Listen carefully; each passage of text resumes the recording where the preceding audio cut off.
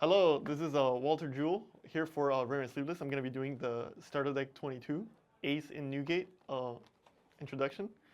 So what we have here is the new blue deck that came out on September 5th.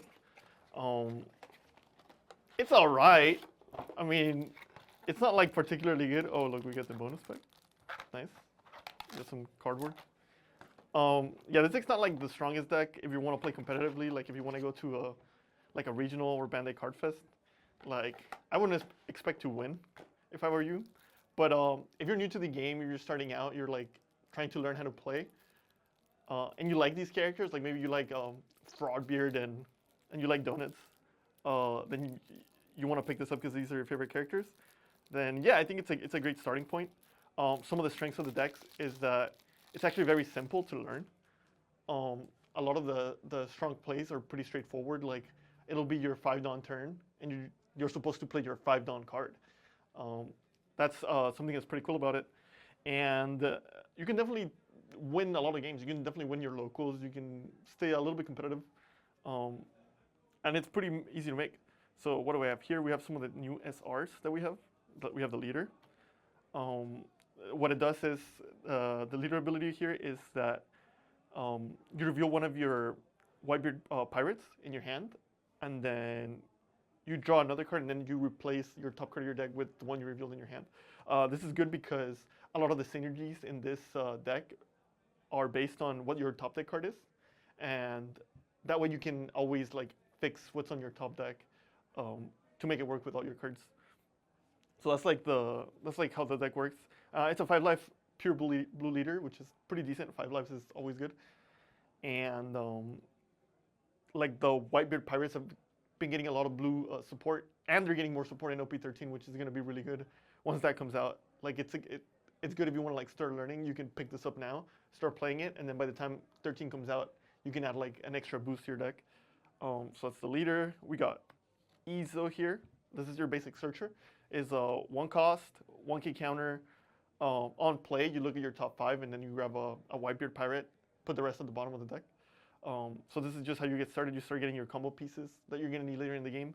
And it also has that bonus effect, which is really nice. It's on your opponent's attack.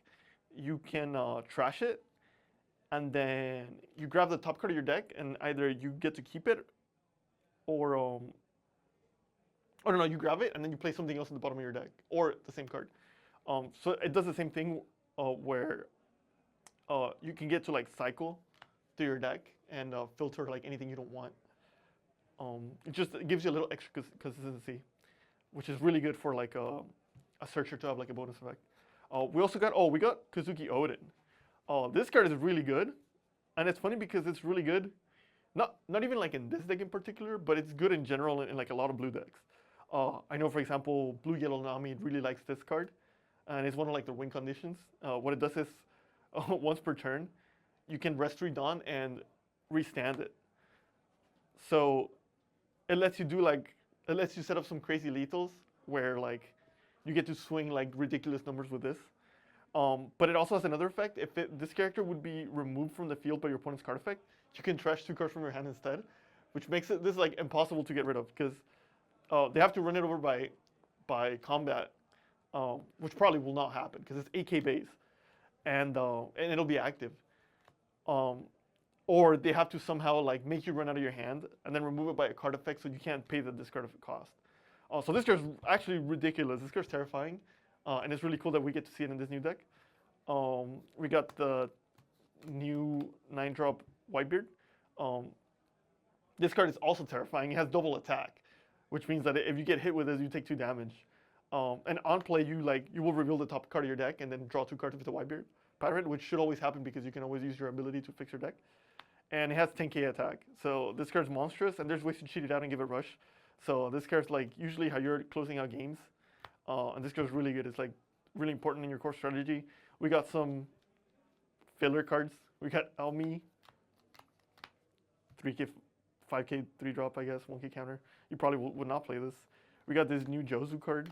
You probably wouldn't play this if you have like some of the better cards that don't come out in this deck to fill out your deck. But if you just need cards to play, this card's like relatively decent. You reveal your top card if it's a Whitebeard pirate, which it will always be. You will draw 2 cards, and it's a 7-drop AK base, so it's fairly strong. We got Squad. It's a 1-drop, 1K counter. You reveal your top card if it's a Whitebeard. You give a rested down to one of your characters. It can like, you can set this up early and set up some good lethals in the future, but you also probably wouldn't play it if you have the optimized version of this. But if you don't, you can play it. We got the Calvin brothers, which I don't even remember in the anime, so whatever. I would not play those. We got Fort Vista. 1-cost blockers are really strong, especially like right now. There's like not a lot of like Lucci removal that are clearing them, so this card's playable. We got some 2Ks, Ace, Perkins the Ace, chained up, 2K counter, 6,000 attack. I mean, you will never summon this, but it's a 2K, so I think you play a lot of these. We got White Bay, it's another 2K. You almost never summon this. You mostly use it for its counter power. And then its on play is when you reveal 2 cards with a Whitebeard from your hand, and then you give one of your Whitebeard pirates or leader or character 2,000 attack, which is it's pretty good because it makes it so that with 1 Dawn you can create 2,000 power. So you still play it because it's a 2K counter.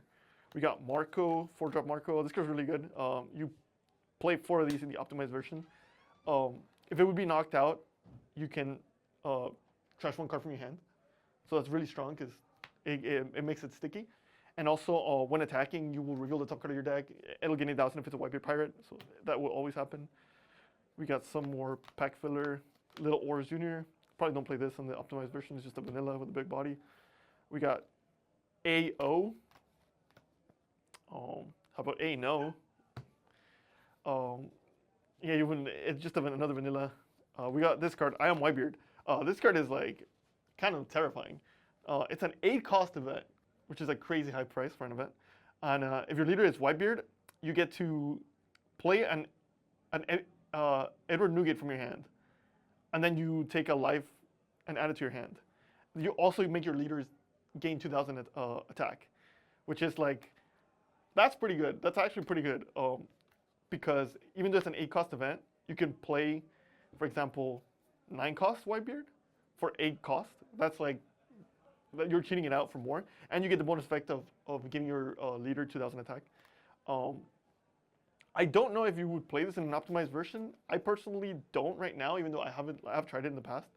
But if you're filling out your deck, you can always play this. And there's a 10-drop Whitebeard that you can also cheat out with this, which gives it even more value. Obviously, because you're playing at 10 cost for 8. We also got take back what you said. This is a 1-cost event that you use it as counter. You reveal the top card of your deck, and if it's a Whitebeard pirate card, you gain 4,000 power to your leader or your character. This card's really good. 4,000 counter. So you would play a number of these even in the optimized builds. We also got Fire Fist. This card's not great, so I just wouldn't play it. And then we got Ardon.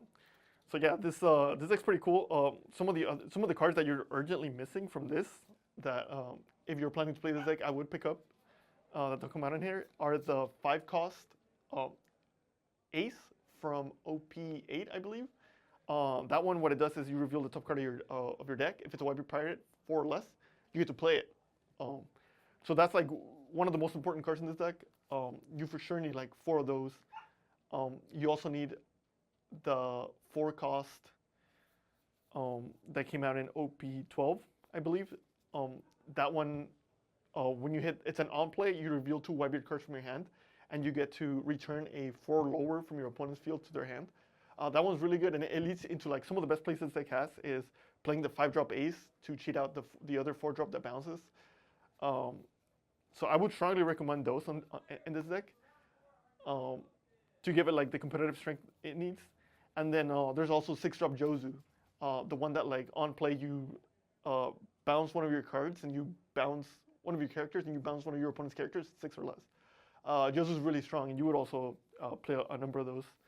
There's also a 1-cost event Searcher that you would max out on because it would give you more consistency to get all of your combo pieces that you need in this deck. You would also max out on those. I would recommend. So yeah, I think this deck is really good. I think it's a really good deck to learn with because it's pretty straightforward. You kind of play on curve. and you play to just set up your power plays, which is like playing the Newgate. There's another event that it's like 9-cost event that also cheats at Newgate but gives the card rush. You would also play that, and I think the deck is it's fairly basic, which means that it's really good at teaching you like the fundamentals of the game, without like being too complicated like some of the other top contenders that can be. So I definitely think this is a good deck to like bring to locals and like hang out. Which we here at Red and Sleeveless, we have locals on Mondays, Thursdays, and Saturdays. So it's a good idea to like bring this deck out. Even if you just want to try it out, this is a pretty good deck to do. So yeah, we can move on and open the bonus pack.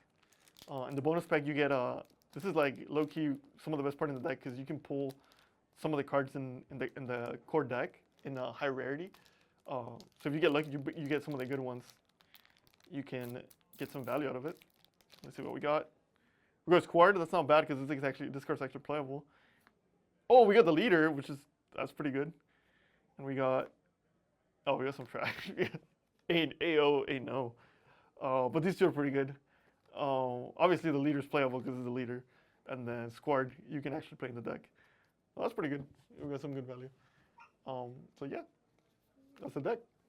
All right, thank you for watching. Hope you enjoyed watching this video. If you want to watch gameplay of this deck, or with any other structure deck, comment down below. And yeah, see you next time.